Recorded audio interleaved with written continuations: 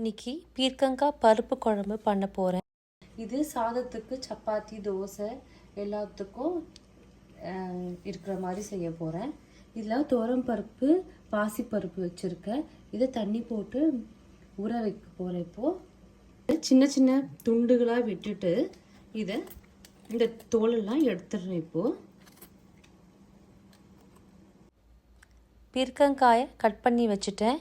இது கூட வெங்காயம், தக்காளி, கொத்தமல்லி, பூண்டு, பச்சை மிளகா, கருவேப்பிலை வச்சுருக்கேன். இதில் பருப்பும் வச்சுருக்கேன்.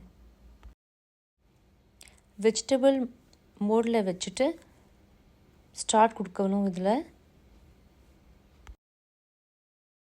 இதில் 1.5 கிளாஸ் வாட்டர் இதில் போட்டிருக்கேன். கழுவி வச்ச துவரம் பருப்பையும் பாசிப்பருப்பையும் போட்டுற போகிறேன். இதில் வெங்காயம், தக்காளி, மல்லி, பச்சை மிளகா, பூண்டு 4 வச்சுருக்கேன். இதையும் போட்டுடுறேன். இதில் கழுவி வச்ச பீர்க்கங்காய் போட்டுடுறேன். இதில் மஞ்சள் 1 ஸ்பூன் போடுறேன். மிளகாத்தூள் 1 ஸ்பூன் போடுறேன். இதில் ஒரு 3 ஸ்பூன் சால்ட் போடுறேன். இதில் எண்ணெய் 1 ஸ்பூன் போடுறேன். இதை மூடி வச்சிடுறேன். பார்க்குறேன். இப்போ இது நல்லா வெந்துருச்சு. இந்த பீர்க்கங்காய் குழம்புக்கு தாளிப்பு கொடுக்கணும்.